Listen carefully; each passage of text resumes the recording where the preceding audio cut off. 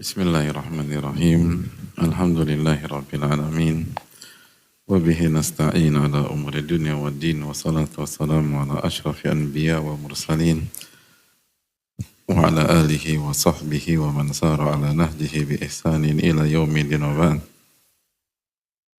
Allahumma inna nas'aluka ilman nafi'a wa na'udzubika min ilmin la yanfa'. Allahumma 'allimna ma yanfa'una wanfa'na bima 'allamtana.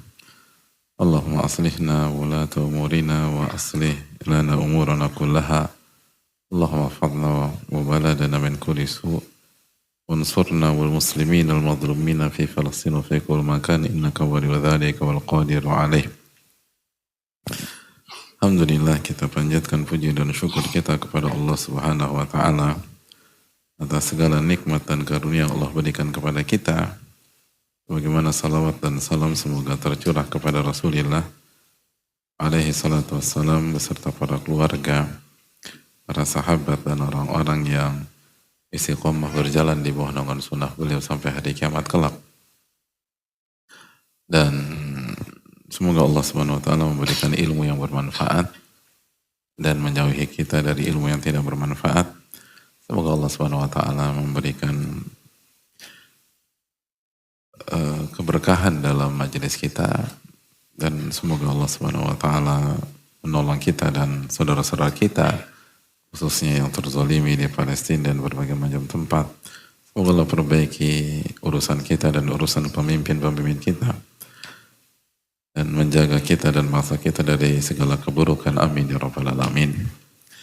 Hadirin Allah muliakan, kembali bersama majelis yang semoga Allah terima dan berkahi ini, dan kita bersama Tadhkiratus Sami' wal Mutakallim, buku yang mengajarkan adabul ilm, adab ilmu. Karena kembali kita sampaikan bahwa ilmu itu tidak mudah, hadirin. Itu yang disampaikan oleh para ulama kita. Bahkan itu yang Allah firmankan di dalam Al-Quran. Inna sanulqi alaika qawlan thaqila.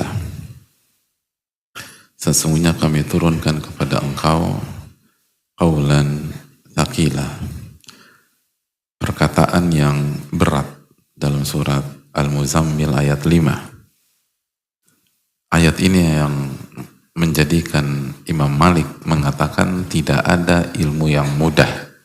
Nggak ada ilmu yang mudah. Itu yang diriwayatkan, diucapkan oleh Imam Malik. Dan kalau ilmu cuman memahami, mungkin ada yang mudah. Apa susahnya memahami sholat subuh itu wajib? Gampang. Apa susahnya memahami sholat zuhur itu 4 rakaat? Simpel. Tapi kalau kita bicara ilmu nafi, ilmu yang bermanfaat, ilmu yang di sana ada pemahaman, di sana ada keyakinan, di sana ada pengamalan, di sana ada praktek yang istiqomah, susah banget gitu loh. Termasuk salat subuh 2 rakaat. Memahami salat subuh itu mudah, tapi mengamalkan itu susahnya minta ampun. Lalu kita bicara mengamalkan dengan khusyuk, lebih susah lagi. Kan bukan hanya sekedar ngamalin kerjaan 2 rakaat lalu selesai. Tidak kan? Tapi bagaimana kita mengamalkan zahiran wa batina.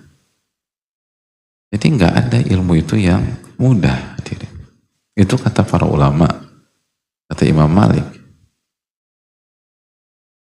Dan itu juga disampaikan oleh Sufyan Ats-Tsauri rahimahullah ta'ala dengan redaksi yang berbeda, namun pesannya itu sama. Nah, agar berhasil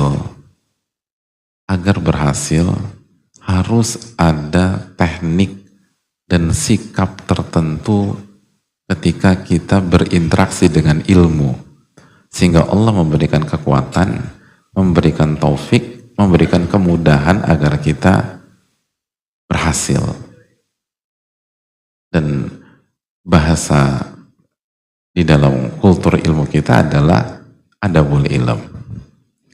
Adabul ilm. Itulah mengapa Umar bin Khattab mengatakan ta'addabu thumma ta'allamu.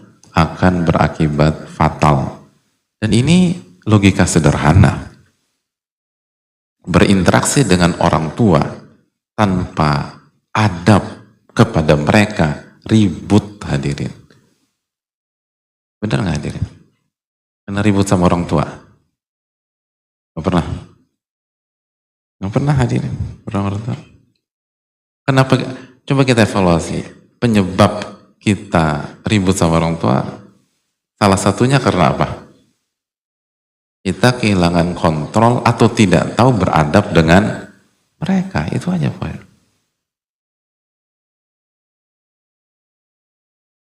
Jadi bukan hanya, yang penting gue tuh sama orang tua. Iya sama orang tua. Tapi kalau Anda nggak ngerti beradab ketika berinteraksi dengan orang tua, masalah. Semua demikian. Semua demikian.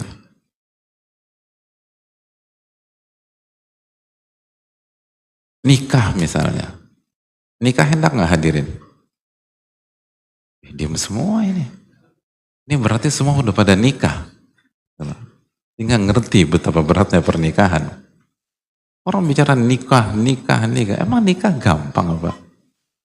Kalau Anda nggak ngerti beradab dengan istri, atau istri Anda nggak ngerti beradab dengan Anda, ribut. Berantem udah. Sesimpel itu aja. Jadi ketika kita berinteraksi dengan pihak lain atau sesuatu, Anda harus ngerti bagaimana adabnya. Kalau enggak, ribut semua, berantakan semua, bukannya tambah solid, tambah baik, tambah berantakan. Nah begitu juga. Makanya kalau kita datang ke kajian, tapi kita nggak ngerti adab di majelis taklim, nggak akan berhasil hadir. Nggak akan. Karena ini common sense, ini prinsip semua bidang demikian.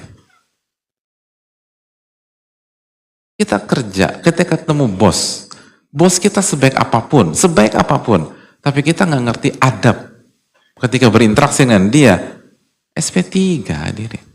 Selesai nasib kita udah. Semua demikian. Ini logika sederhana. Ini diterapkan di semua. Itulah. Kita dagang, jualan nasi goreng, tapi kita nggak tahu adab, akhirnya nggak punya adab sama pembeli, ribut hadirin, bukan ngalak ribut. Apa calon pembeli nasi goreng lagi duduk, kita di ini, apa biasa tukang nasi goreng ini, kita apa namanya kita goreng nasi goreng langsung lebar situ. Gitu. Walaupun kita kasih diskon 60%, kira-kira dimakan nggak nasi goreng tuh? Berantem hadirin. Berantem. Apalagi kalau nasi gorengnya spesial. Telur ceploknya 3, tuh 3 ceplokan masuk ke mukanya. Semua harus ngerti itu. Kalau Anda nggak ngerti, sebelum Anda berinteraksi, maka interaksi kita seringkali hanya akan menimbulkan masalah ke depan. Ini semua demikian. Nah seringkali kita berpikir berinteraksi dengan ilmu itu hanya cukup tinggal datang ke kajian. Gak bisa hadirin sekalian. Yang penting hanya modal kecerdasan. Oh gak bisa. Kecerdasan penting. Tapi kalau Anda gak punya adab dengan ilmu, Anda gak punya adab dengan ahli ilmu, Anda gak punya adab dengan guru Anda gak punya adab dengan teman, sesama murid, baik yang selifting, senior, junior, Anda gak akan berhasil.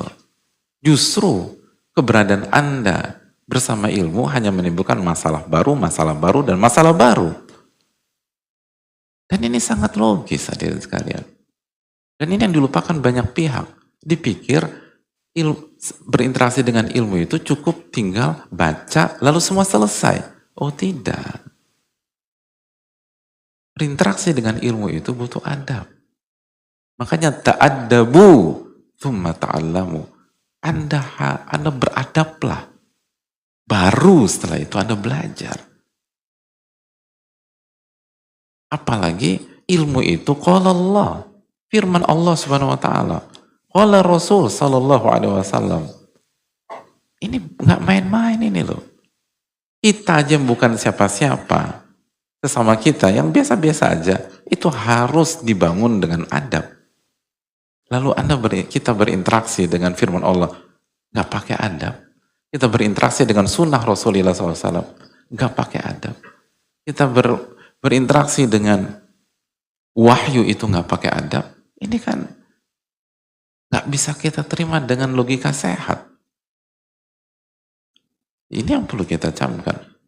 Makanya ilmu tentang pelajaran tentang ini sangat penting, dan itu wasiat para ulama. Dan lihat bagaimana logisnya para ulama kita, dan tajamnya cara mereka berpikir, dan utuh ketika mereka membaca sesuatu. Makanya mereka mengatakan al-adab qoblal ilm, adab dulu sebelum ilmu. Seringkali kita tahu kok statementnya, tapi tidak mengerti apa maksudnya. Makanya para ulama mengatakan beradablah, lalu Anda belajar.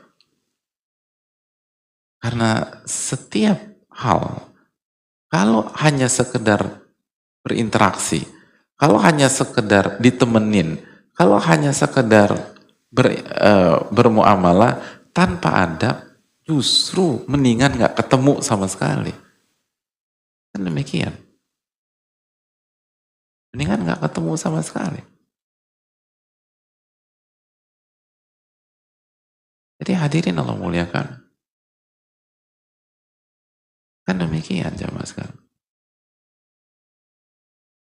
Kita pergi sendirian dengan kita pergi sama orang yang kalau bersin ke muka kita, lebih milih mana hadirin? Hacum muka kita kesemprot gitu. Ini kan kita pergi sendirian. Kita nggak senang. Artinya interaksi itu bukannya mempersolid, justru memperparah. Ini penting. Karena kita seringkali lupa. Semua demikian hadirin sekalian.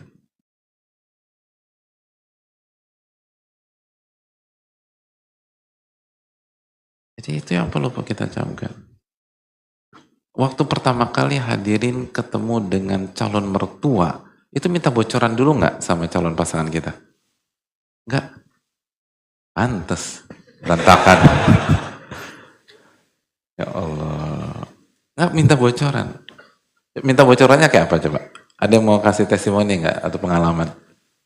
Nah, nggak tahu. Yang berhasil, yang gagal saya nggak tahu. Apa yang apa bocor minta nanyanya gimana? Besok mau ketemu calon mertua nih. Langsung bawa hadiah. Bawa hadiah harus nanya dulu kan. Tiba-tiba kita bawa sisir ternyata mertua kita pelontos. Kan repot. Di antaranya Ustaz, bertanyanya itu ke calon mertua dikiranya kapan waktunya bisa ketemu gitu loh. Cuman waktu doang? Iya, waktu kapan ketemu. Terus apa lagi? Terus kira-kira kita tanya ke teman dekat calon mertua kita apa yang disukai sama bapak itu gitu. Terus? Ya, bapak kalau mau tentengan. Ini akan atau pengalaman? Hah?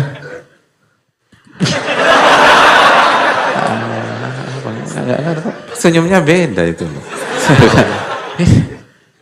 Ini udah terjadi kan? Pernah Ustaz. Pernah.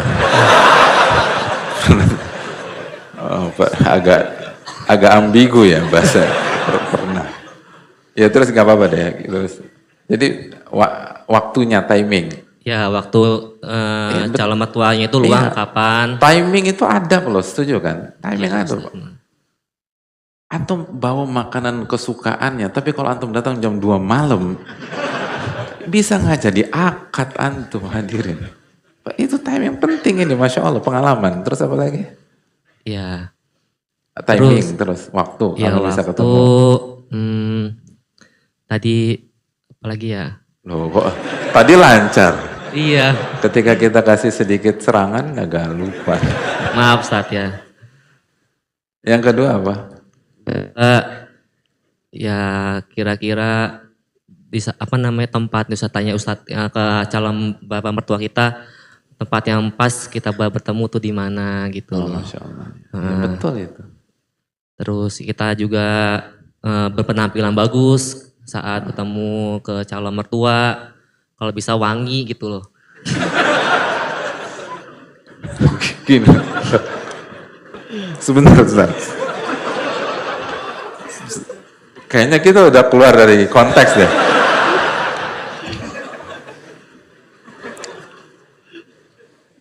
Antum kan dikasih mic karena pertanyaan saya, waktu pengalaman antum ketika mau calon mertua, apa yang antum tanyakan ke calon pasangan, ya kan? Bukan antum kondisi ini memberikan saran kepada kita-kita.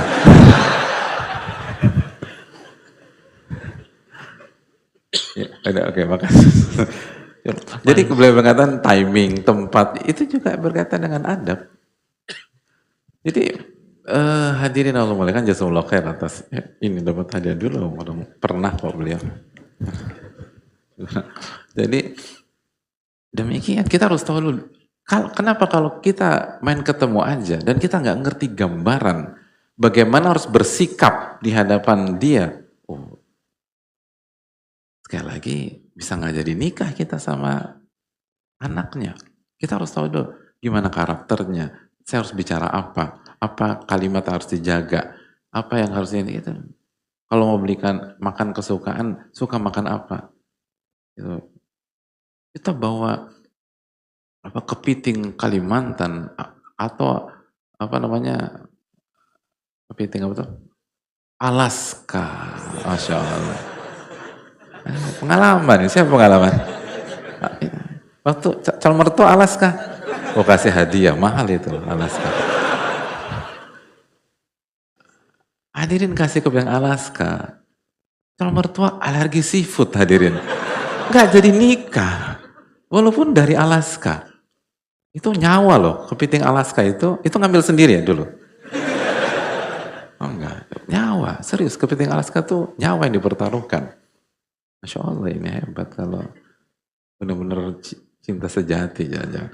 Jadi hadirin Allah muliakan, tapi kalau calon mertua kita alergi seafood, repot urusannya. Kita harus tahu dulu. Setiap sebelum interaksi kita harus tahu gimana karakternya, wataknya seperti apa yang harus saya bicarakan, apa yang nggak boleh saya bicarakan, posisi duduk gimana, lalu dia suka pembicaraan apa, sama, isi, adabul ilmiah seperti itu.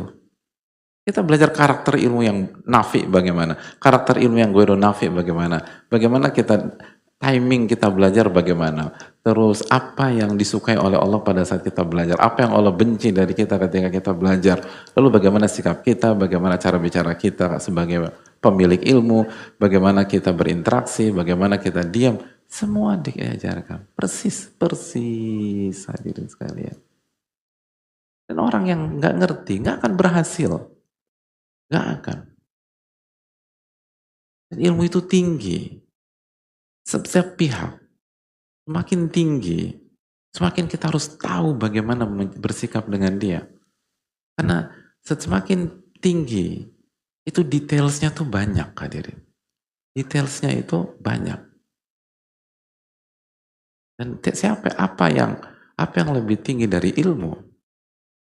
Oleh karena itu, gak akan pernah berhasil orang yang meremehkan masalah adab dalam dunia ilmu. Wallahu ta'ala alam. Makanya kita belajar ini dan para ulama menasihati kita belajar ini. Dan kitab ini salah satu buku yang dikaji oleh para ulama dari dulu sampai sekarang. Dari dulu sampai sekarang. Ulama-ulama hari ini mengkaji kitab ini dari dalam atau di majelis-majelis mereka. Wallahu ta'ala alam. Tapi kita akan lanjutkan, mohon dibaca. Saat. Assalamualaikum. Bismillahirrahmanirrahim. Alhamdulillahi rabbil alamin. Wa sallallahu wa sallama wa baraka ala nabiyyina Muhammadin وعلى آله وصحبه أجمعين. اللهم اغفر لنا ولأستاذنا ولوالديه ووالدينا ولمشايخه ومشايخنا ولجميع المسلمين يا رب العالمين.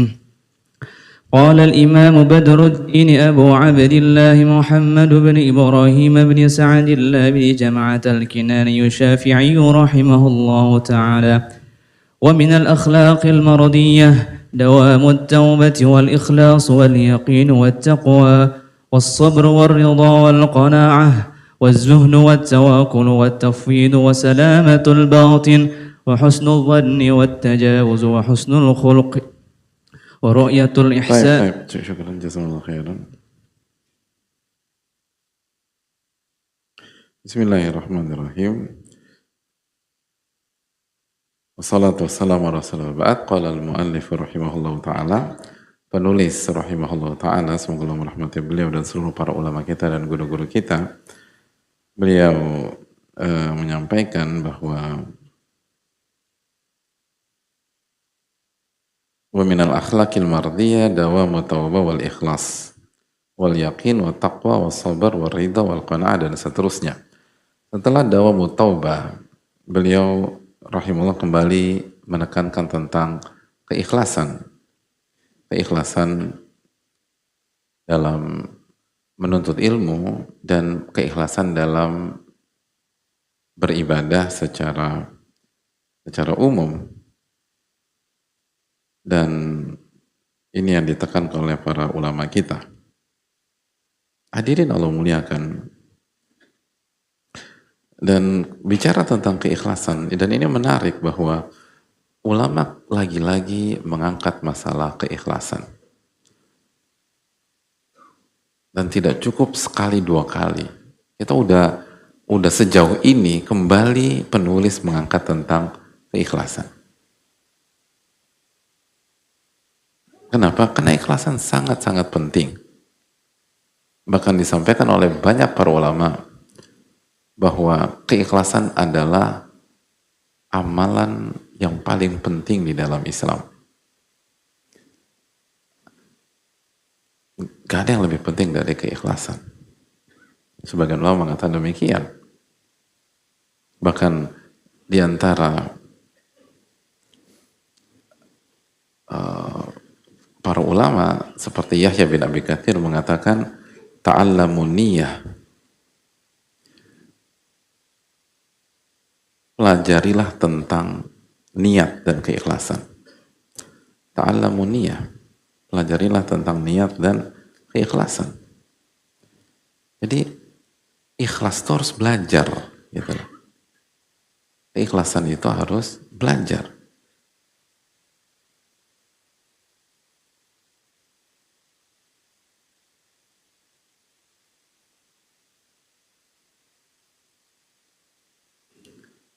Bahkan nama lain dari atau di antara makna Islam itu ikhlas, hadir.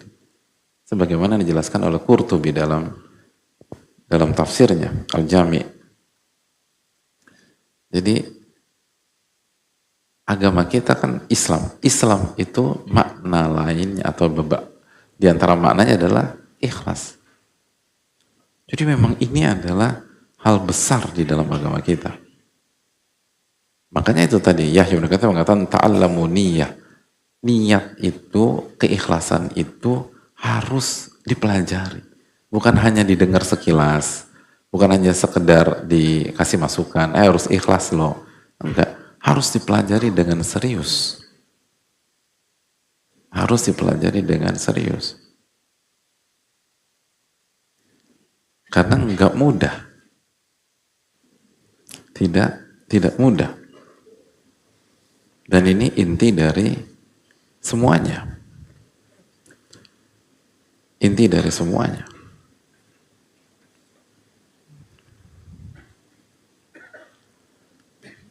Dan sangat pelik hadirin sekalian. Nggak sesimpel yang kita pikirkan. Dan sangat mudah diucapkan. Sangat mudah untuk diklaim. Tapi susah untuk dibuktikan dan perjuangkan.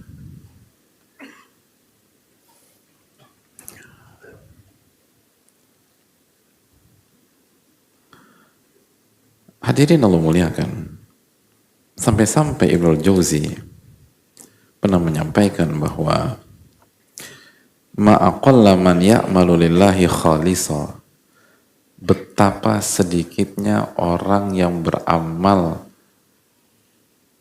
karena Allah dengan ikhlas. Betapa sedikitnya orang yang belajar, orang yang beramal karena Allah dengan ikhlas. Sedikit, kata Ibnu Jauzi rahimahullah ta'ala. Ini ulama besar yang mengatakan. Sedikit orang yang beramal kepada Allah Subhanahu wa taala dengan ikhlas. Jadi nggak banyak. Bahkan beliau menggunakan bahasa ta'ajub. Ma'aqallah, betapa sedikitnya orang yang ibadahnya ikhlas, orang yang beramalnya ikhlas, orang yang sholatnya ikhlas, orang yang puasanya ikhlas, orang yang ngajinya ikhlas, orang yang nuntut ilmunya ikhlas, orang yang membaca Al-Quran ikhlas, orang yang menghafal Quran ikhlas, orang yang infak dan sedekah ikhlas. Sedikit, nggak banyak, tidak banyak.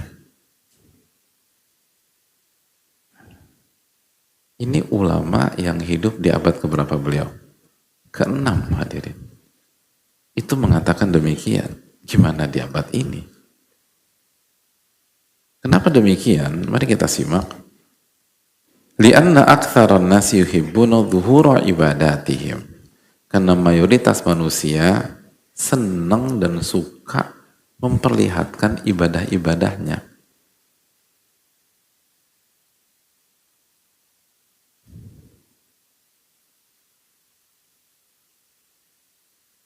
Gitu. Kenapa demikian? Karena suka gitu loh. Orang tuh suka memperlihatkan ibadah-ibadahnya.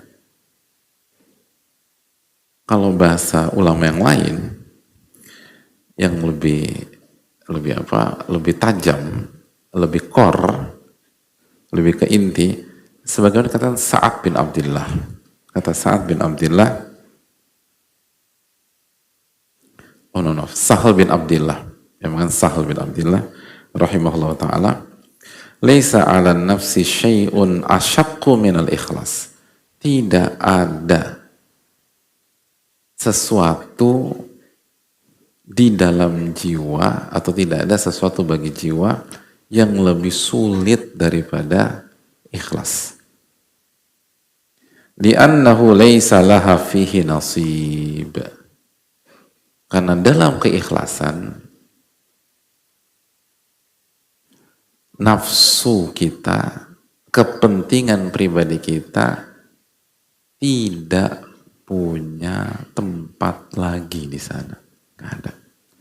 Nggak ada tempat untuk hawa nafsu, nggak ada tempat untuk ego, nggak ada tempat untuk kepentingan, nggak ada tempat untuk keinginan pribadi, nggak ada tempat untuk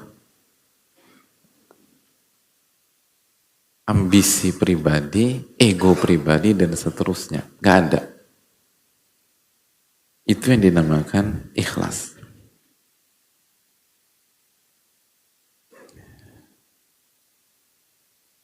Itu yang bikin susah. Karena dalam ikhlas tidak ada kepentingan lagi. Itu susah, hadirin. Sedangkan nafsu kita kepentingannya banyak. Itulah. Nafsu kita kepentingannya banyak.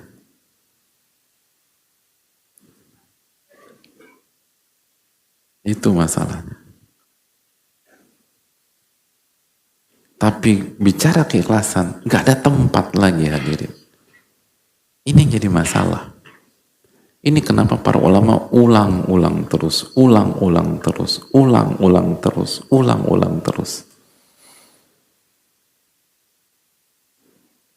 Bahkan semakin jauh perjalanan kita, semakin harus sering diulang. Kenapa? Karena dalam perjalanan kita berhijrah, dalam perjalanan kita bertaubat, dalam perjalanan kita menuntut ilmu, itu seringkali kita berinteraksi dengan hal-hal yang bisa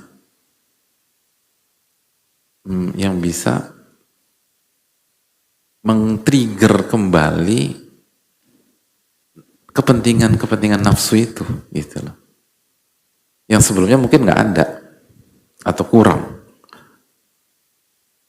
gitu loh. Misalnya, simpel aja, salah satu kepentingan pribadi atau nafsu kita adalah suka dipuji. Suka apa? Dipuji. Sebagaimana kita suka kasih contoh sederhana.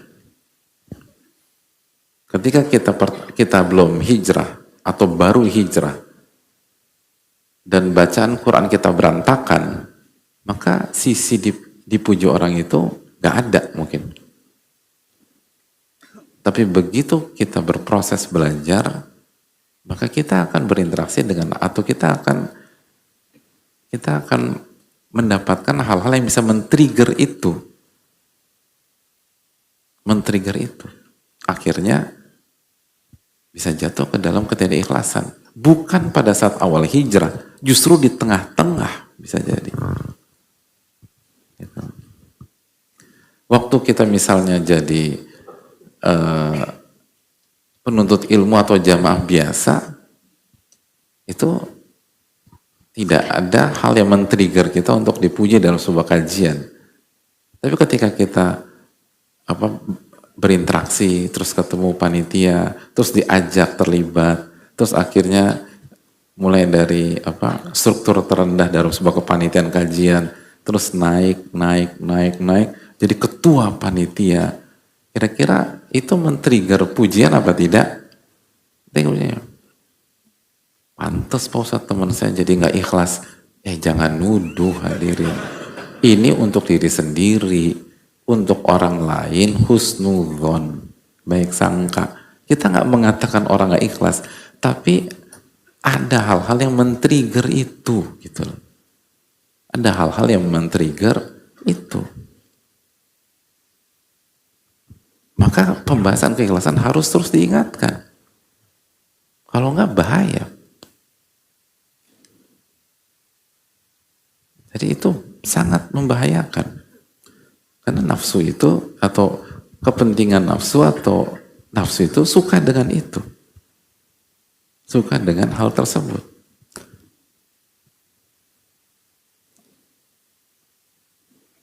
Gitu.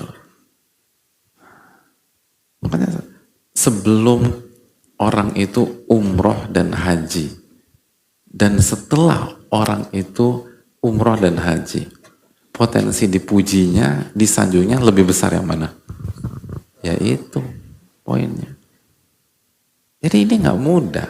Makanya kenapa para ulama kok yang diangkat ikhlas lagi Pak Ustadz? Kan ini udah jauh kita bahas kitab ini. Iya, itulah bagaimana para ulama muwafaqun dan lalu kejelian mereka mengangkat masalah ini. Karena ini penting. Ini sangat penting.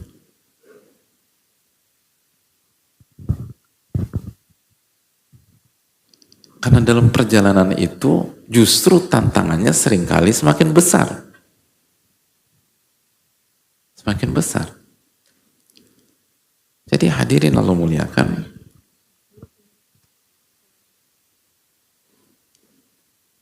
Ikhlas itu susah karena di dalam keikhlasan kepentingan kita secara pribadi harus disingkirkan dan tidak punya tempat. Itu susahnya minta ampun, susah. Orang terus jungkir balik dulu. Orang terus berusaha sekuat tenaga. Jangankan kita, sekaliber Sufyan Ats-Tsauri. Sufyan Ats-Tsauri. Sufyan Ats-Tsauri pernah mengatakan, ma'alatu syai'an asyadda alayya min niyyati fa innaha tataqallabu alayya. Aku tidak pernah mengobati sesuatu. Aku nggak pernah mengobati sesuatu yang lebih sulit, yang lebih rumit, yang lebih susah dibanding niatku. Kenapa? Itu labilnya luar biasa, kata beliau. Bolak-balik, bolak-balik. Sekarang bisa ikhlas, besok nggak bisa. Hari ini atau bahkan sebagian ulama mengatakan bahwa fa innal haditsal wahid yahtaju ila niyyah. Kata para ulama, satu hadis atau pembahasan satu hadis atau periwayatan satu hadis simple, mungkin nggak sampai 5 menit, itu butuh lebih dari satu upaya menjaga keikhlasan. Padahal periwayatan hadis berapa lama sih? Ada berapa hadis? Gak lama, paling berapa menit. Tapi meriwayatkan hadis yang hanya berapa menit, itu harus menanamkan niat di awal, lalu dijagain, lalu nanti ketika ada potensi dipuji harus muhasabah, harus konsentrasi lagi, harus isti'adzah kepada Allah, minta perlindungan kepada Allah Subhanahu wa ta'ala. Satu hadis itu butuh lebih dari 1 atau 2 atau 3 upaya menjaga niat satu hadis. Kalau itu yang dikatakan para ulama, kalau Sufyan Ats-Tsauri mengatakan nggak ada yang lebih susah daripada ini, masa kita bahas cuma sekali 2 kali, hadirin. Sufyan Ats-Tsauri itu Syekhul Islam, Imamul Huffaz, Sayyidul Ulama'il Amilin, pemimpinnya ulama yang mengamalkan ilmunya. Itu mengatakan bahwa nggak ada yang lebih sulit daripada ini. Syekhul Islam, pemimpinnya hufal, nggak ada yang, itu tingkatan yang sangat tinggi dalam dunia ilmu. Mengatakan nggak ada yang lebih sulit daripada mengobati keikhlasan. Mungkinkah kita mudah dalam mengobati itu? Selancang itukah? Atau sesimpel itukah kita berpikir? Kalau guru besar matematika mengatakan ini adalah soal matematika yang tersulit dalam hidup saya. Nah kita, matematika kita berapa dulu? 9,5 di SMA. Apakah dengan mudah kita mengatakan, itu kan biasa. Ini pakar matematika terbaik di Indonesia bilang ini soal tersulit. Mungkinlah kita yang matematikanya dapat 6, dapat 7, dapat 8, terus bisa dengan mudah mengatakan itu? Ya enggak lah. Jadi tolong hadirin sekalian, ini dicamkan. Karena sekali lagi kepentingan pribadi kita itu banyak. Kepentingan pribadi kita itu banyak. Dan jangan pernah, enggak, gue gak punya kepentingan kok, gue ini. Hadirin Allah muliakan. Apa yang Allah firmankan dalam surat Yusuf ayat 53, wa ma ubarri'u nafsi inna nafsa la ammaratun bisu. Dan aku tidak menyatakan diriku bersih. Aku tidak membela diriku sendiri, mengatakan diriku tuh nggak bersalah. Kenapa? Inna nafsa la ammaratun bisu. Karena nafsu itu senantiasa mengajak kepada keburukan, illa ma rahima rabbi, kecuali yang dirahmati oleh Allah sedikit. Sebagaimana kata Ibnu Jauzi di atas, hanya sedikit orang yang beribadah ikhlas, kata Ibnu Jauzi. Sedikit. Hanya sedikit. Dan ini bukan bahasa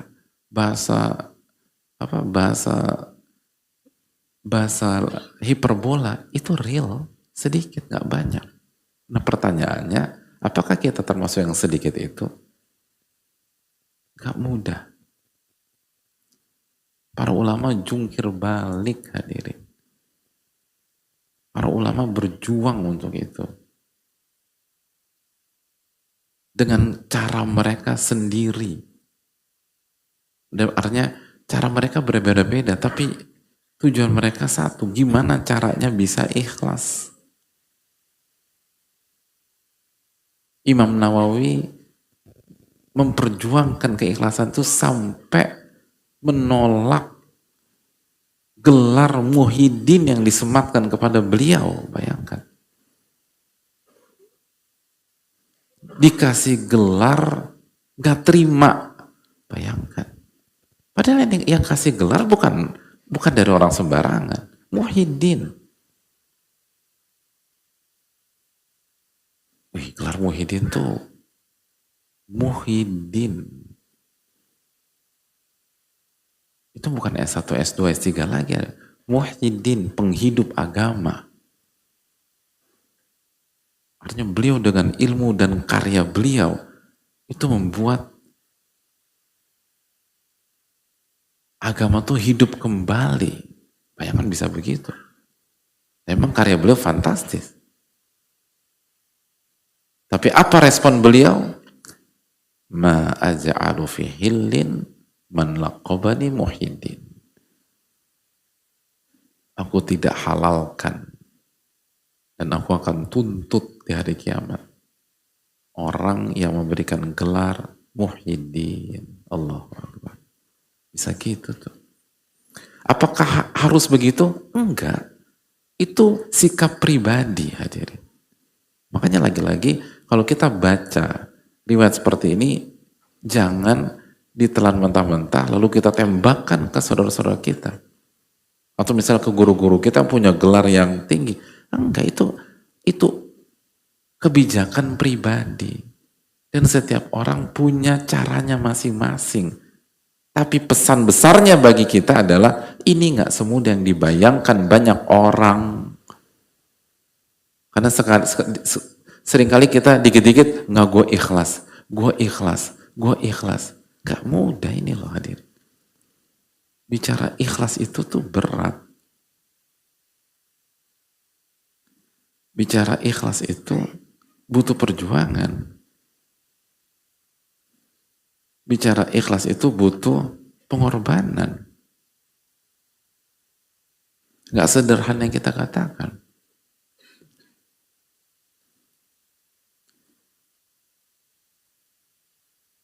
Dan butuh pertolongan dari Allah Subhanahu wa Ta'ala.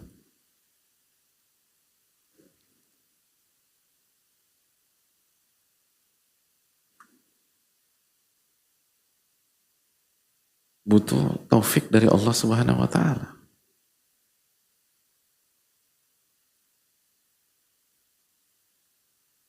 Gak sesimpel itu. Tidak sesimpel itu. Nah pertanyaannya, kita udah sejauh mana memperjuangkan hadirin?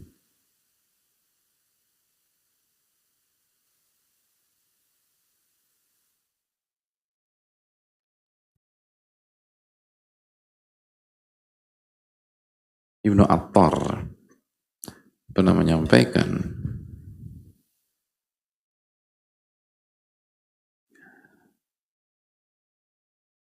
pengalaman pribadi beliau bersama gurunya. Siapa gurunya Ibnu Attar? Ya sih. Gurunya Ibnu Attar siapa? Imam Nawawi. Betul. Ibnu Attar mengatakan walahu syarhu alfadz wa musawadat katsirah. Imam Nawawi itu punya karya yang banyak. Walaqad amarani marra bi jam'i nahwi alfi keras bi khattihi. Suatu hari beliau pernah memerintahku mengumpulkan kurang lebih 1000 keras. Kalau bahasa kita sekarang lembaran atau halaman, tapi ada perhitungan sendiri di masa itu. Itu masih berupa manuskrip, belum berbentuk buku, masih manuskrip. Tapi jumlahnya bisa sampai 1000 halaman karros. Amaroni an aqifa ala ghasliha fil warraqah. Lalu Imam Nawawi memerintahkan, tolong rendam itu di sebuah wadah air, rendam. Wa halafani in khalaftu amrahu fi dzalik. Fama amkanani illa ta'ata. Dan beliau meminta aku bersumpah, tolong jalankan perintahnya dan jangan pernah diselisihi. Akhirnya saya nggak punya pilihan untuk menuruti beliau. Akhirnya dimasukkan.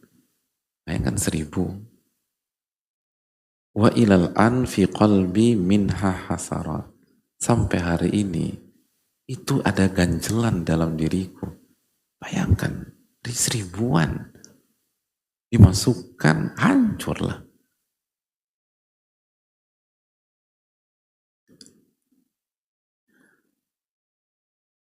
Saya pernah bertanya riwayat ini kepada salah satu masyayikh, dan beliau menyampaikan kemungkinan alasannya 2. Yang pertama, beliau tidak puas dengan karya beliau atau hal tersebut atau buku-buku yang beliau musnahkan, karena Imam Nawawi itu perfeksionis.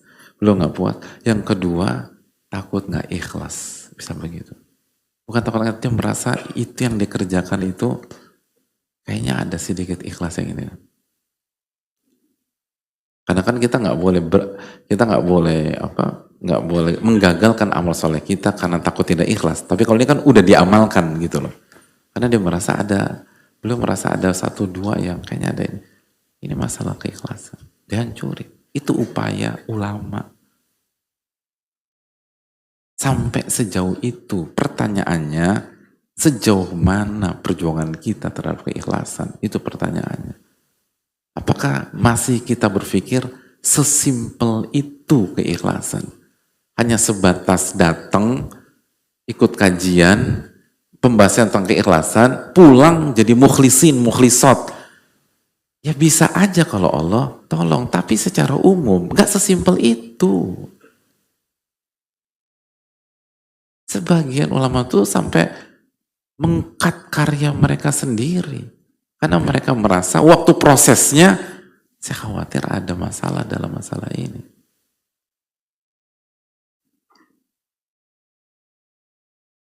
Itu poin. Jadi hadirin Allah muliakan, gak sedemikian. Para ulama tuh berjuang gitu loh. Nanti ada yang beramal pakai masker gitu loh. Sebagaimana, padahal nggak ada COVID dulu kan hadirin. Sebagaimana Ibnu Mubarak itu berjuang berjihad itu pakai penutup muka. Itu upaya mereka biar nggak ketahuan. Lalu dipuji karena mereka tuh ini susah. Setelah selesai ada orang penasaran kepo disingkap. Akhirnya tersingkaplah. Tuh ternyata Ibnu Mubarak. Terkenallah Ibnu Mubarak. Hadirin kalau jadi Ibnu Mubarak gimana perasaannya? Alhamdulillah akhirnya. Bener kan? Akhirnya kita terkenal juga. Alhamdulillah. Ibnu Mubarak marah dan mengatakan, innaka mimman yushanni'u alayya. Kamu baru saja melakukan hal yang buruk kepada saya. Gak terima hadirin. Itu. Artinya mereka itu sampai seperti itu loh hadirin.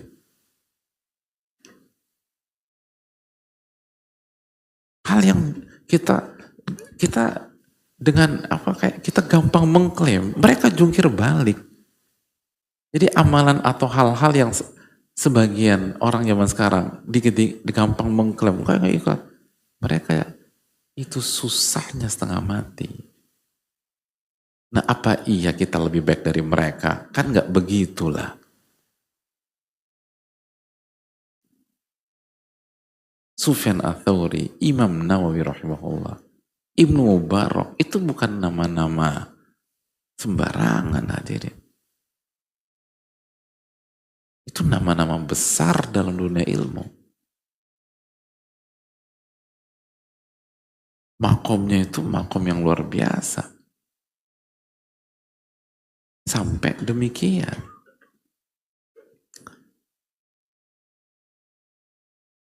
Dan ini harus menyadarkan kita. Karena nggak mudah. Inna nafsala ammaratun bisu. Nafsu kita ini tuh senantiasa ngajak pada keburukan. Di antaranya ketidakikhlasan. Ego, ingin diangkat. Imam Ahmad mengatakan, amal ikhlas fahuwa aziz. Adapun keikhlasan itu hal besar. Saya hanya berusaha mengerjakan apa yang Allah berikan kepada saya. Itu Imam Ahmad hadirin. Gak mudah.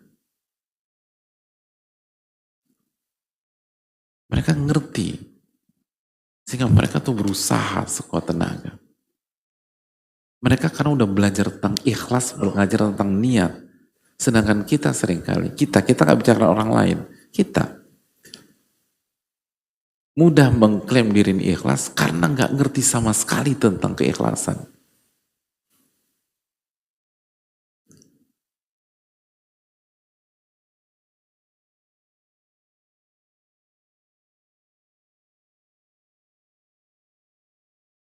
Saya mau buku hadirin. Ini menurut hadirin tebel nggak bukunya? Ini buku judulnya Al-Ikhlas Haqiqatuhu wa Nawaqiduhu. Keikhlasan, hakikatnya dan pembatalnya. Ini risalah, ini tesis magister dari Ummul Qura. Berapa halaman? Cuman 630 halaman hadirin. Cuman. Pertanyaannya, ikhlas itu teorinya tuh kira-kira nih, ini salah satu contoh, bukan salah satu contoh segini. Nah, kita udah baca belum hadirin? Itu poinnya. Kata Yahya bin Katsir, ta'allamun niyah, pelajari itu niat dan keikhlasan. Gak gampang ini loh. Sekarang dikit-dikit kita suka bilang ini ikhlas. Kita nggak bisa. Kalau orang lain udah jelas husnudzon sama mereka. Kita nih belajar ketemak buat diri kita. Kalau orang lain husnudzon, semoga sesuai dengan apa yang diklaimkan. Husnudzon. Itu yang dididik para ulama. Husnudzon sama orang lain. Tapi sama diri kita, wa ma ubarri'u nafsi. Saya tidak merekomendasi diri saya tidak mengatakan diri saya bersih. Kenapa? Karena nafsu itu selalu ngajak kepada keburukan.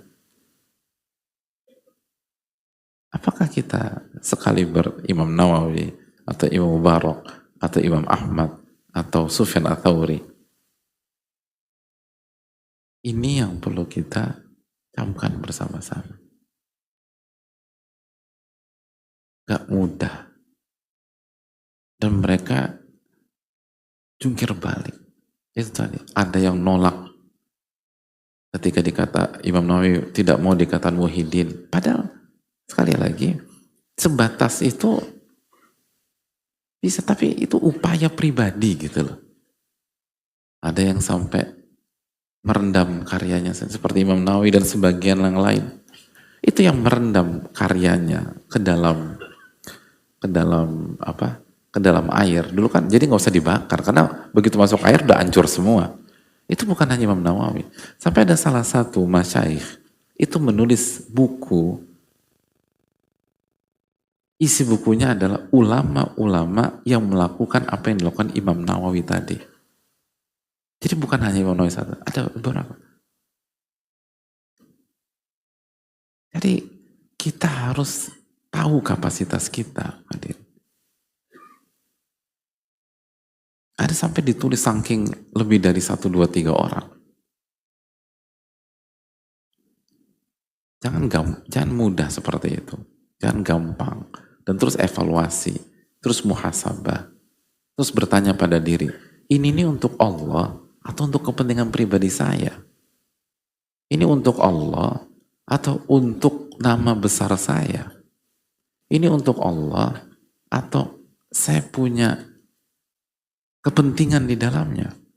Dan terapkan dari hal-hal keseharian dalam sholat kita, puasa kita, lalu zikir kita, terapkan dalam infak sedekah kita, dan perjuangan kita dengan harta kita di jalan Allah. Ini untuk Allah atau untuk pribadi kita? Lalu dalam kehidupan rumah tangga, kalau kita bawa dalil ke istri, suka bawa dalil nggak sih ke istri? Hah? Nggak pernah? Atau ibu-ibu bawa dalil ke suami, suka bawa dalil nggak ke suami? Tanya suaminya nih, istri-istri suka tiba-tiba WA pakai ayat, pakai hadis gitu loh. Terus dengerin tuh bang, tanda seru 5, gitu loh. Gitu. Apa cuplikan potongan kajian tentang suami yang soleh gitu loh. Kita habis dimarahin bos gitu, tiba-tiba dapat WA dari istri kita, sifat suami soleh, jangan pelit, dengerin bang, tanda seru 7 gitu. Pernah dapat gitu nggak? Nah ketika kita kirim itu ikhlas atau kepentingan kita, itu poin. Ikhlas atau kepentingan kita. Atau misalnya di kajian lah gitu, di kajian misalnya suami lagi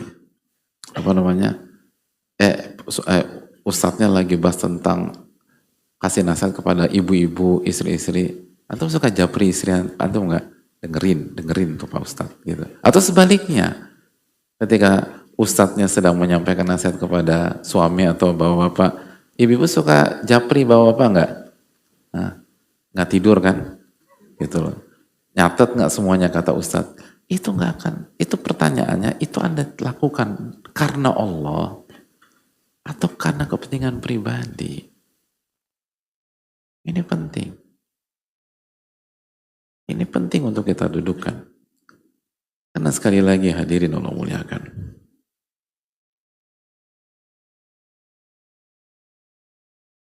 Ulama itu susah. Ibnu Mubarak itu hadirin, gelarnya itu Syekhul Islam, Imam, Amirul Atqiya, pemimpinnya orang-orang yang bertakwa di zaman beliau. Di zaman beliau hadirin. Pemimpinnya orang-orang bertakwa di zaman beliau. Di zaman beliau itu nama-nama besar hadirin. Ada A'mash, ada Sulaiman Taimi, ada Asim, ada Hisham bin Urwah, ada Musa bin Uqbah. Itu nama-nama besar. Siapa pemimpinnya kata beliau? Itu Ibnu Mubarak, pemimpinnya ahli takwa di zaman beliau. Tapi perjuangannya untuk ikhlas itu luar biasa. Apakah mereka jungkir balik lalu kita bisa dapatkan keikhlasan begitu saja? Coba kita renungkan. Coba kita jujur. Coba kita jujur sama diri sendiri. Ini gak mudah. Dan tanya pada diri kita, seberapa hebat perjuangan kita dalam meraih keikhlasan itu. Apakah setiap hari kita sudah muhasabah? Apakah setiap kita beramal, kita muhasabah? Kata Ibnu Qayyim dan lain-lain, seyogyanya ya, setiap beramal itu kita tanya diri kita, tadi amal kita untuk Allah atau bukan? Tapi prakteknya, apakah kita lakukan itu setiap hari? Kalau kita tidak lakukan itu, apakah dengan mudah kita meraih keikhlasan? Itu pertanyaannya. Padahal ini adalah inti dari agama kita. Dan ini keberhasilan di dunia dan di akhirat. In tasdukillah yasdukka. Jika Anda jujur kepada Allah, Allah akan wujudkan cita-cita Anda. Dan jujur kepada Allah, satu unsurnya adalah keikhlasan. Kalau Anda ikhlas kepada Allah, Allah akan wujudkan cita-cita Anda. Ini yang bisa disampaikan. Kita akan lanjutkan bahas sholat maghrib insyaallah ta'ala. Wa sallallahu sallam ala Muhammad. Subhanaka wa bihamdika la ilaha illa anta astaghfiruka wa atubu ilaik. Assalamualaikum warahmatullahi wabarakatuh.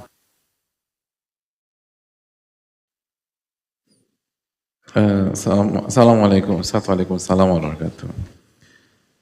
Semoga Ustaz selalu dilindungi Allah dari keburukan. Amin ya rabbal alamin. Maaf saya izin bertanya, apakah kebersihan dan ketertiban juga kerapian dianjurkan dalam Islam? Barakallahu fikum barakallah. Hadirin, pertama makasih atas doanya, dan tapi jangan lupa doakan Ibnu Jamaah, doakan ulama-ulama kita, doakan guru-guru kita, karena kita dapat ilmu dari mereka. Kita dapat ilmu dari mereka. Kita dapat ilmu misalnya dari Al-Qurtubi tadi, dari Ibnul Jauzi dan yang lain. Jangan lupa doakan penting.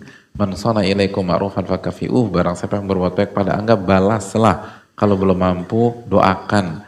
Jadi doakan semata itu opsi terakhir.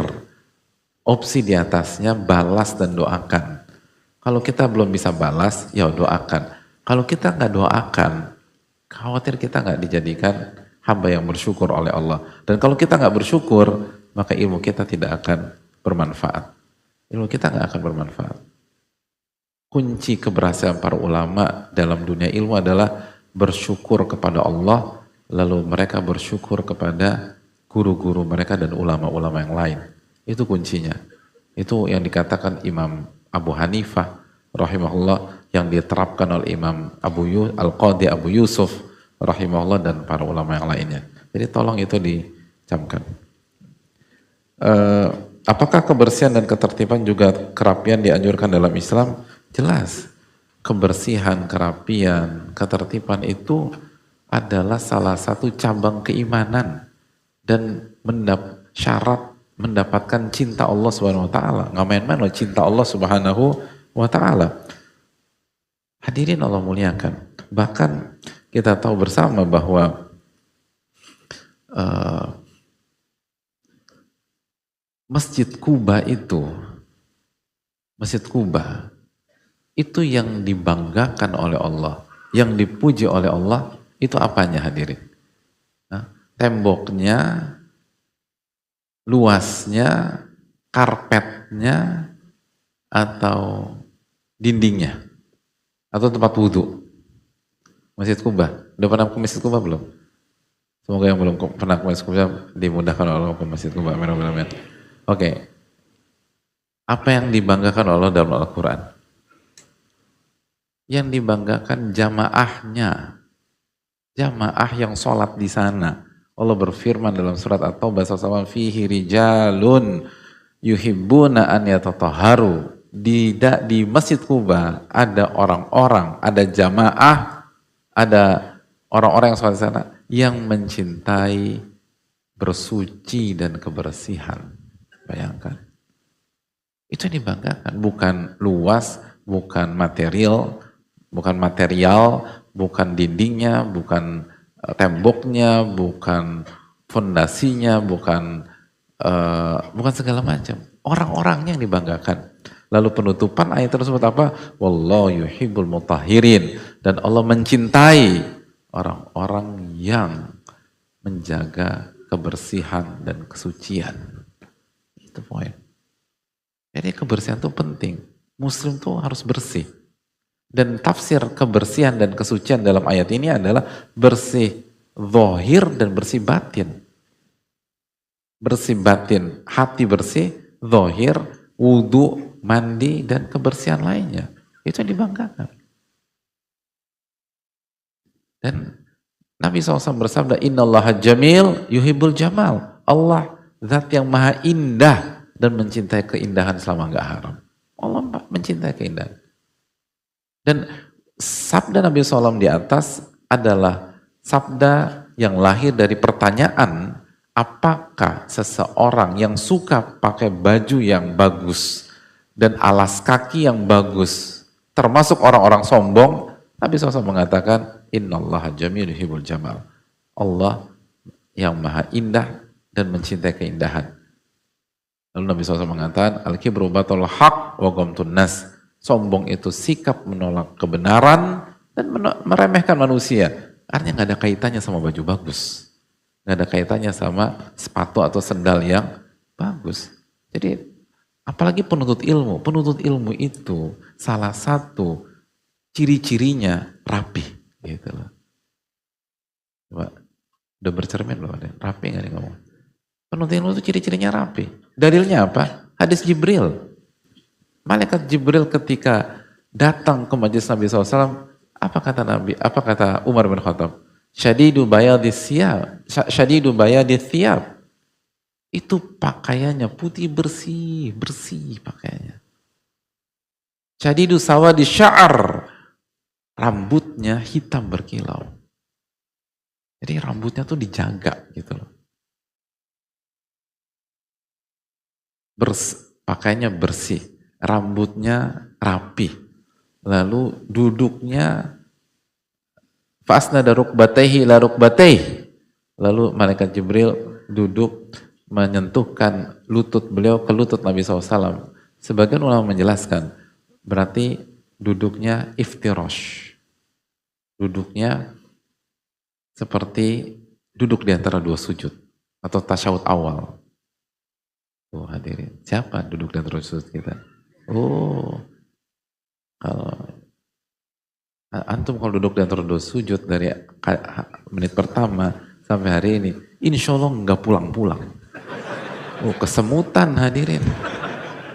Mau pulang nggak bisa, dia ya Allah. Iya, karena jarang olahraga kita. Kalau fisik, itu kan berarti malaikat Jibril bersih, rapi, gestur dijaga, posisi duduk dijaga, dan sehat. Karena nggak bisa dia iftirash selama itu kalau fisik nggak oke. Itu fisik oke. Itu exercise-nya banyak.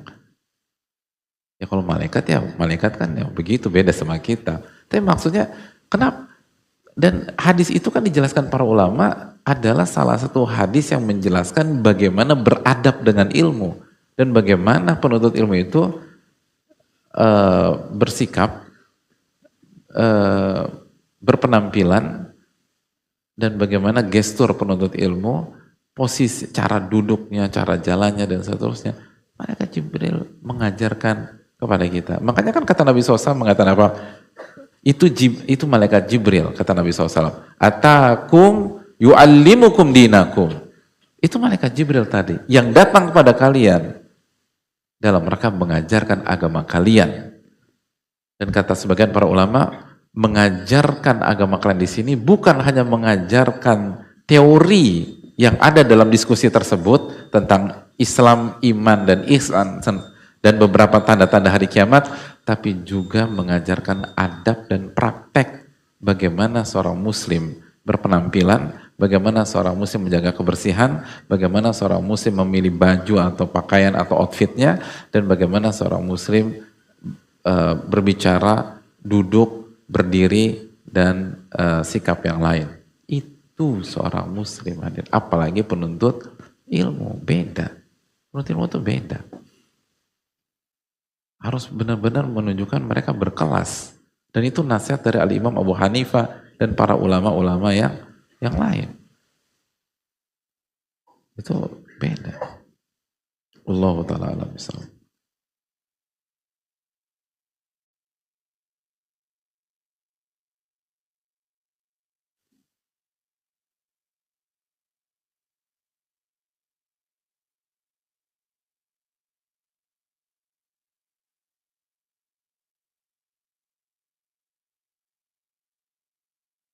Assalamualaikum warahmatullahi wabarakatuh. Waalaikumsalam warahmatullahi wabarakatuh. Salawat dan salam kepada Nabi kita semua Muhammad sallallahu alaihi wasallam. Semoga sahabat, para ulama, serta ustadz, keluarga selalu dalam rahmat Allah Subhanahu wa taala. Amin ya rabbal alamin. Mau bertanya soal mencari jodoh. Saya seorang wanita, jika tertarik pada satu saudara ikhwan, maksudnya saudara seiman ya, yang mana insya Allah sama-sama mengerti hubungan syariah antara laki-laki dan perempuan. Tapi situasinya saya yang naksir duluan dari jauh, tidak resiprokal dan berakhir friend zone. Bagaimana cara wanita mengambil langkah? Apakah satu-satunya opsi yaitu mendoakan terbaik kepada Allah, atau ada hal lain yang bisa diusahakan dari pihak wanita seperti kisah Khadijah? Terima kasih Ustaz, mohon bimbingannya. Assalamualaikum warahmatullahi wabarakatuh. Terima kasih atas pertanyaannya. Waalaikumsalam warahmatullahi wabarakatuh. Salah satunya kita bisa pakai praktek dari Khadijah radhiyallahu taala anha, ibunda kita.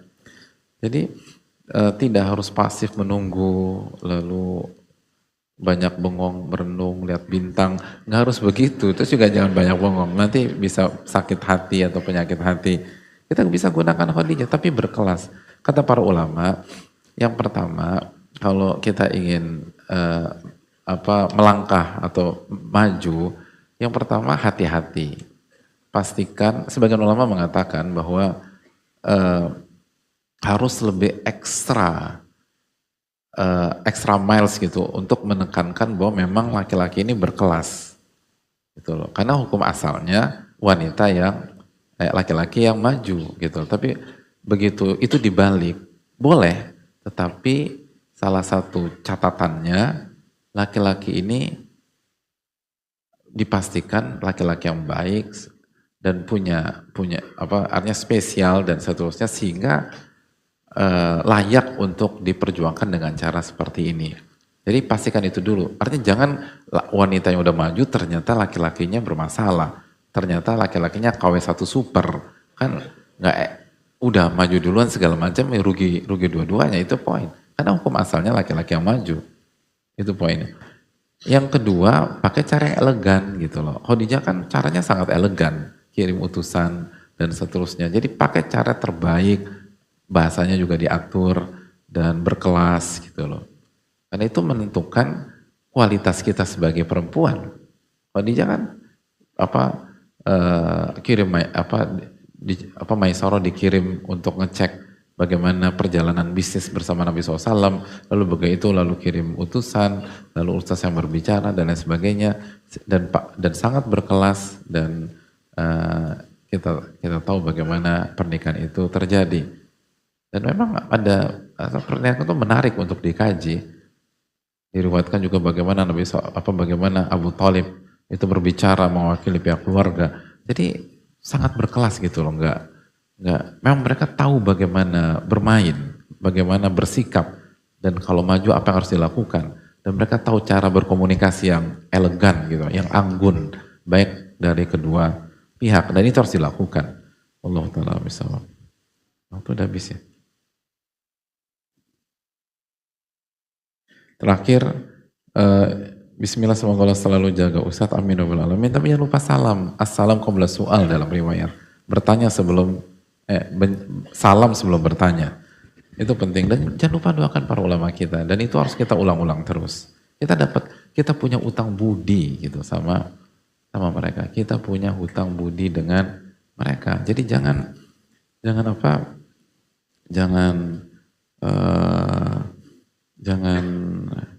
lupakan hal tersebut. Itu hal yang penting. Diriwayatkan, itu Abu Hanifah rahimahullah, itu memberikan ke guru anak beliau, ketika anak beliau bisa baca Al-Fatihah satu surat loh. Itu diriwayatkan, beliau tuh kasih 500 dirham. 500 dirham. 500 dirham. Sekali ngasih ke gurunya. Dalam riwayat kasih 1000 dirham. Sekali ngasih. Lalu setelah ngasih, minta maaf sama gurunya. Mohon maaf, saya baru bisa ngasih segini. Sekali ngasih. Jadi para ulama tuh berpikir tuh mendoakan segala macam, ngasih. Gitu. Ini Abu Hanifah. Tapi minta maaf, mohon maaf baru bisa kasih segini. Jadi kalau kita pakai konsep segini, kita nih sama ulama kita, guru, itu bukan hanya hutang budi, hutang duit bisa jadi kita. Itu poin. Mereka kasih uang dan minta maaf, bukan kasih uang merasa berjasa. Kasih meminta maaf, dan nilainya tuh besar. Sekali ngasih, kalau sekali dalam seumur hidup sih biasa. Sekali ngasih, bayangkan. Sebagai bentuk rasa syukur, penghormatan, mendapat ilmu. Jadi jangan pernah lupa. Karena mendoakan itu gratis gitu loh. Kalau mendoakan aja kita sudah nggak kepikiran, apalagi menjadi hamba Allah yang bersyukur. Ini tentang kita kok. Dan ulama-ulama kita, guru-guru kita nggak minta uang sama kita. Tapi kita harus tahu diri. Wa qalilun min ibadiyas syakur. Sedikit dari hambaku yang tahu cara bersyukur. Allah Ta'ala alam. Lalu pertanyaannya terakhir, bagaimana keikhlasan kita selalu dinilai sama orang? Seperti istri saya. Bagaimana sikap saya? Kamu ikhlas nggak sih bantu saya? Dan sebagainya. Jadi istrinya judgmental. Jadi kamu ikhlas nggak sih? Kamu tuh nggak ikhlas, bla bla bla. Sekali lagi keikhlasan kita itu, ini namanya ikhlas. Ikhlas itu kata Subhanallah melupakan pandangan orang, merupakan judgment dari orang dan fokus mencari wajah Allah Subhanahu wa taala. Itu ikhlas. Namun jangan apatis terhadap kritikan orang-orang terdekat, khususnya istri. Betul nggak ibu-ibu? Ibu-ibu udah pulang kayaknya, alhamdulillah. Itu kadang-kadang kita penyakit suami itu nggak mau dengar masukan istri, nggak mau dengar kritikan istri. Ibu-ibu benar nggak? Alhamdulillah. Iya. Ibu-ibu semangat nih, saya lagi dukung ibu-ibu, jadi tolong bantu saya juga. Enggak, saya bercanda. Jadi hadirin Allah muliakan, kita PR kita lah, termasuk yang bicara. Kita punya PR besar gimana dengar masukan istri, kritikan istri, dan catatan istri. Karena istri kita itu orang yang paling tahu mungkin tentang kita. Paling ngerti, paling bisa ngebaca. Makanya kan ketika Aisyah mengatakan, radhiyallahu anha, karena khuluqul Quran, akhlak Nabi SAW itu Al-Quran, itu dalam hadirin. Kata Nabi SAW, khairukum li ahli wa ana khairukum li ahli. Sebaik-baik kalian yang paling baik dengan istri, dengan keluarga, dan aku yang paling baik dengan istri. Kenapa? Dijelaskan sebagian ulama, nggak ada sandiwara, akan tersingkap. Jangankan itu, mendengkur kita tersingkap hadirin, gitu loh. Berapa volumenya berapa, tone-nya gimana, itu tersingkap gitu loh. Jadi apa namanya? Itu penting. Dan kalau tidur, apakah hanya mendengkur aja, apa akan keluar cairan-cairan dari rongga-rongga kita, itu semua tersingkap lah. Nasallallahu alaihi. Jadi dengarlah masukan dari istri kita, walaupun mungkin caranya suka tidak bijak. Betul nggak Bapak-bapak? Oh, Masya Allah, alhamdulillah. Ya udah lihat substansi lah, lihat substansi. Jangan sampai ketidakbijakan masukan dari istri itu membuat kita menolak kebenaran. Itu ilmu ikhlas lagi, ilmu ikhlas. Ini sebenarnya kepentingan kita atau hak Allah Subhanahu wa taala. Ini keikhlasan. Jadi benar yang bisa nilai kita ikhlas atau enggak ikhlas adalah Allah Subhanahu wa taala. Tapi ikhlas itu kan punya indikasi dan punya dampak gitu loh. Orang yang ikhlas itu dampaknya kemana-mana. Dan biasanya yang ngerasain itu adalah orang-orang terdekat. Jadi orang-orang dekat nggak bisa menjudge kita dalam masalah ikhlas. Tapi orang-orang dekat itu punya, bukan bukti, tapi punya indikasi-indikasi yang mengarah kita orang ikhlas atau tidak. Maka nasihat dari orang-orang terdekat, apalagi istri, sangat layak untuk diterima. Paling tidak, sangat layak untuk dijadikan bahan muhasabah. Betul ibu-ibu? Nah, ada. Impas ya? Apa 21? Tapi waktu udah habis. Kita mau buat 22 nanti waktu kita nggak ada lagi. Tapi nggak apa-apa lah kita. Ya 21 kan sama istri juga. Nggak apa-apa kita buat istri kita menang, dapat pahala. Itu loh. Walaupun nggak sebetulnya demikian juga. 22 kan berarti udah selesai. Baik, saya rasa cukup. Makasih banyak. Semoga Allah terima amal ibadah kita dan semoga kita bisa menjadi orang ikhlas. Subhanakallahumma wa bihamdika, asyhadu an la ilaha illa anta, astaghfiruka wa atubu ilaik. Assalamualaikum warahmatullahi wabarakatuh. Terima kasih.